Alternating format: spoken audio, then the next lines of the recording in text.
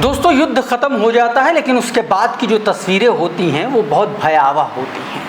Israel जितना भी अपना चाहे वो छाती चौड़ी करके घूमे, लेकिन उसको जो घाव मिले हैं वो तस्वीरों के ज़रिए, वीडियोज़ के ज़रिए निकल के सामने आ रहे हैं।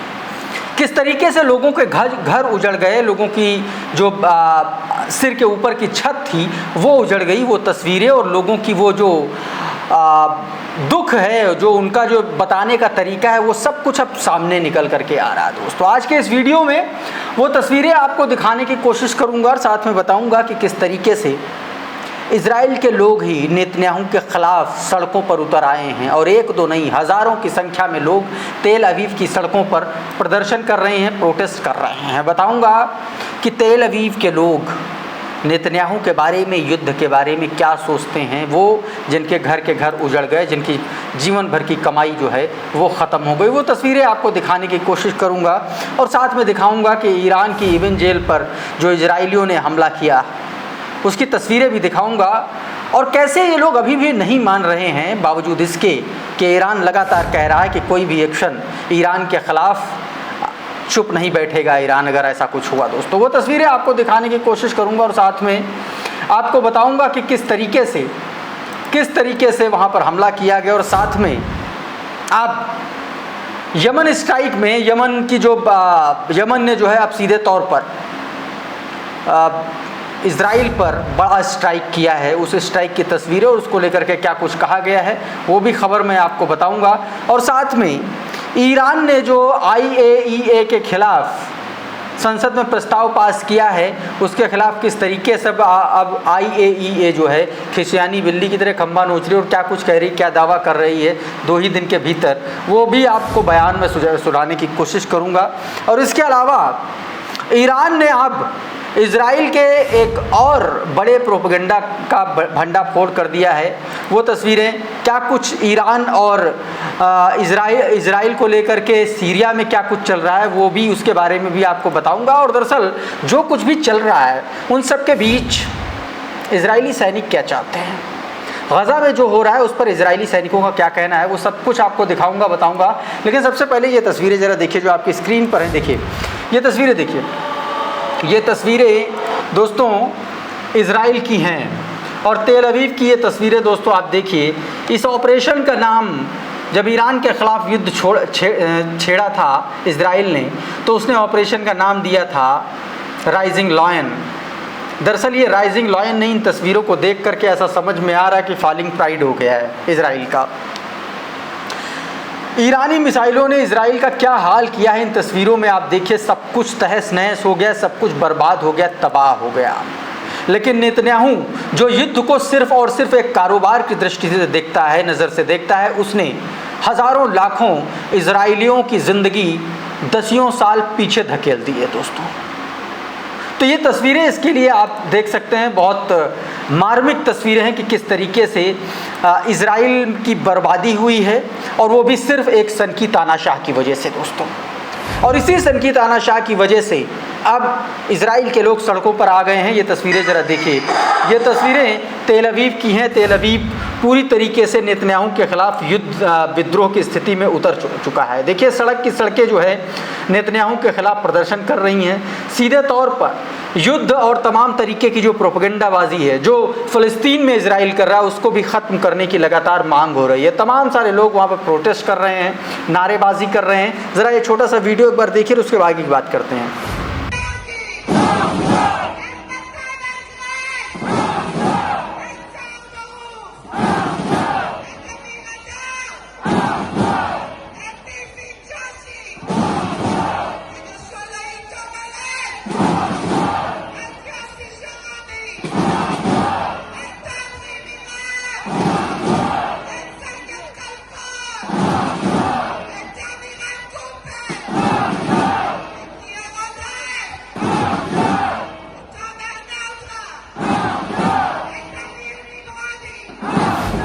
आपने देखा कि किस तरीके से लोग लगातार प्रोटेस्ट कर रहे हैं। एक ट्विटर हैंडल की तरफ से ये वीडियो ट्वीट करते हुए लिखा गया कि तेल अवीव अब पूरी तरीके से विद्रोह की स्थिति में है। सड़कों पर गुस्से से भरे प्रदर्शन हो रहे हैं जिनमें युद्ध को तुरंत खत्म करने और बिना देरी के कैदियों की अदला बदली की मांग की जा रही है। सड़कों की आवाज़ को अब और अनदेखा नहीं किया जा सकता, ये दावा किया जा रहा है। दोस्तों आपको मैं बता दूं कि फ़लस्तीन और इजराइल को लेकर के जो फ़लस्तीन में इजराइल जिस तरीके से नरसंहार कर रहा है वो तस्वीरें आए दिन सामने आती हैं। दोस्तों आज ही इजराइल ने आप समझिए कि लगभग 1 दर्जन से ज़्यादा लोगों को निशाना बनाया और सबके सबको मारे गए उस पूरे हमले में, इजरायली हमले में। तो ये तस्वीरें भी अपने आप में बहुत कुछ बयां करती हैं। दोस्तों इस बीच इजराइल की यथास्थिति जानने के लिए कई भारतीय चैनल, कई Indian television channels, news channels Israel की राजधानी तेल अवीव में हैं। इस बीच न्यूज़ नेशन जो न्यूज़ चैनल है उसके संवाददाता राहुल डबास तेल अवीव में एक भारतीय परिवार से बात कर रहे थे। वो परिवार जो लगभग 25-30 साल से इजराइल में रह रहा है, तेल अवीव में रह रहा है, वो किस तरीके से उसने अपना दर्द बयां किया है, किस तरीके से नेतन्याहू जैसे सनकी ने तमाम इजरायलियों की ज़िंदगी के साथ खिलवाड़ किया है, वो दर्द बयां करते हुए लोग नज़र आ रहे हैं। एक बार छोटा सा हिस्सा ये देखिए और उसके बाद आगे की बात। बहुत डर लगता है पण दूसरा रास्ता ना है का शाला इरान न्यूक्लियर वॉर मांगते आणि तैमान, हुतीम, Hezbollah, Hamas, there is no other way. आम्हाला प्रोटेक्ट करायला पाहिजे आमचा स्वतःचा ज्यूइशचा, इस्रायलचा.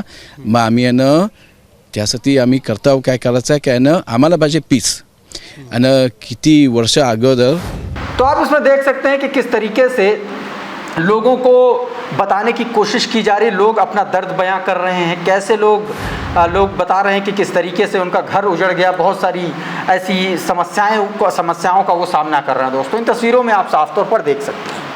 इन तमाम सारे हमलों के बावजूद, दोस्तों तमाम सारे घावों के बावजूद अभी भी इजराइल शांत नहीं बैठा है। अभी बीते दिनों उसने ईरान की एक जेल पर हमला कर दिया। इवन जेल पर हमले में बताया जा रहा है कि 71 लोग मारे गए। ये तस्वीरें आप देख रहे हैं, जो वीडियो अपनी स्क्रीन पर देख रहे हैं। प्रेस टीवी के हवाले से भी खबर मैं आपको बता दूं। देखिए प्रेस टीवी ने एक तस्वीर को अटैक के बाद, रेस्क्यू ऑपरेशन के बाद की एक तस्वीर जारी करते हुए उसमें लिखा है, Israel has committed a full fledged crime in its attack on Tehran even prison, resulting in the martyrdom of 71 individuals including prisoner staff, conscript soldiers, inmates and civilians, according to the Iran judiciary spokesperson. Judiciary spokesperson, Iran के judiciary spokesperson ने बताया कि तमाम सारे लोग मारे गए हैं। इस तस्वीर को साझा करते हुए प्रेस टीवी ने लिखा है। उधर दोस्तों यमन ने सीधे तौर पर एक बड़ी एयर स्ट्राइक की बीते दिनों, आपको पता होगा, बीरशेबा पर।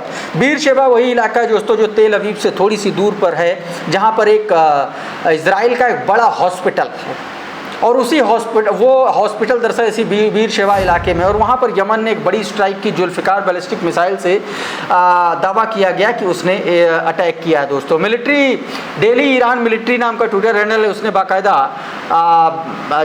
एक बयान जारी करते हुए इसमें लिखा गया कि Yemen strike Zionist regime's sensitive target in Beersheba, the attack was carried out a Zulfiqar ballistic missile and was successful, यानी कि उस मिसाइल ने अपने टारगेट को सक्सेसफुली हिट किया है। दोस्तों अब आपको एक और खबर दिखाता हूं। दोस्तों आपको सभी को पता है कि बीते दिनों ईरान ने संसद में IAEA के खिलाफ एक पूरा प्रस्ताव लाया, जिसमें यह कहा गया कि अब IAEA जो है वो इंस्पेक्शन नहीं कर सकती ईरान की परमाणु साइट्स का, उसकी मॉनिटरिंग नहीं कर सकती। इस बयान को, इस बिल को पास हुए 2 दिन भी नहीं हुआ और IAEA को लेकर के अब जो है दिक्कत पैदा हो गई है। IAEA ने इस बीच एक चेतावनी जारी की है, जिसमें यह कहा गया है कि ईरान कुछ ही महीनों में उच्च स्तर का संवर्धित यूरेनियम बना सकता है। इंटरनेशनल एटॉमिक एनर्जी का ये बड़ा दावा है। दोस्तों ये दावा किया है, यानी कि जैसे ही IAEA बाहर हुआ ईरान से, वैसे ही उसको खलबली बचने लगी और उसने सीधे तौर पर यह बात कह दी।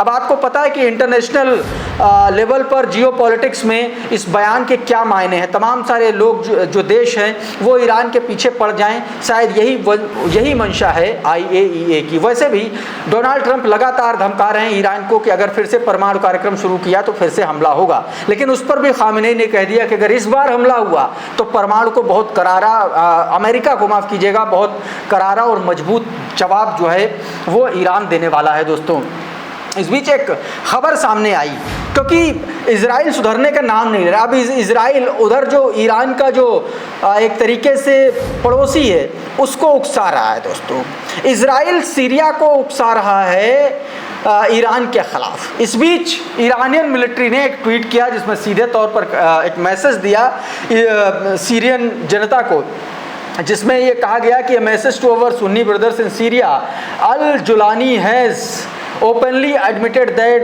he is engaged in indirect negotiating with Tel Aviv। सीधे तौर पर कहा गया कि अल जुलानी जो इस समय सीरिया का तानाशाह है वो अब सीधे तौर पर तेल अवीव से नेगोशिएट कर रहा है। Yesterday Friday's report in the Israeli newspaper Maravi, citing the Israeli sources, revealed that the negotiation between Israel and Syria have propagate much further than it happens। कहा कि सीरिया और इजराइल के बीच की जो वार्ता है, जो नेगोशिएशंस हैं, वो उम्मीद से आगे बढ़ चुके हैं। Julani has his function have decides they have handed Syria over to Israel. ईरानी मिलिट्री ने कहा कि ऐसा लगता है कि अब सीरियन तानाशाह ने, जुलानी ने सीधे तौर पर यह तय कर लिया है कि अब वो सीरिया को जो है इजराइल के हवाले करने जा रहा है।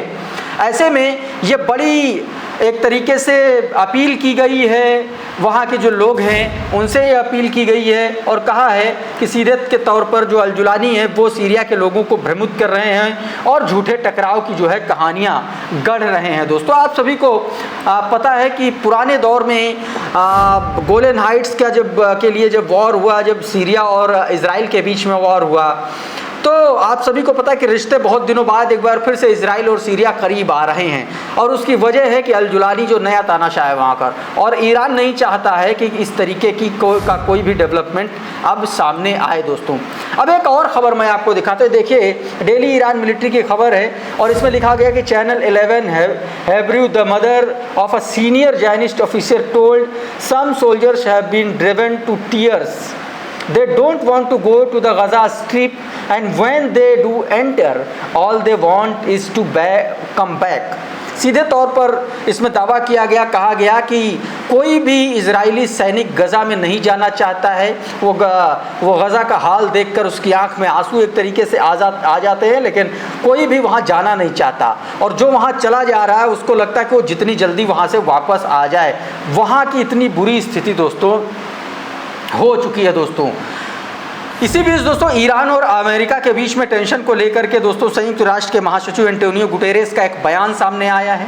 उस बयान में उन्होंने सीधे तौर पर कहा कि गज़ा में अमेरिकी समर्थित मानवीय सहायता जो है, वो सहायता का जो अभियान है वो लोगों को बचा नहीं रहा बल्कि लोगों को मार रहा है। उन्होंने सीधे तौर पर कहा और ये भी कहा कि ये जो गज़ा पर जो इजरायली हमले हैं, ये जो युद्ध है, ये तुरंत का तुरंत बंद हो जाना चाहिए। इस तरीके का बयान एंटोनियो गुटेरेस ने दोस्तों दिया है। तो दोस्तों, अभी के इस वीडियो में फिलहाल इतना ही। बहुत बहुत शुक्रिया, बहुत बहुत धन्यवाद। आप जुड़े रहिए द लाइव टीवी के साथ। नमस्कार। द लाइव टीवी, सच सबसे आगे।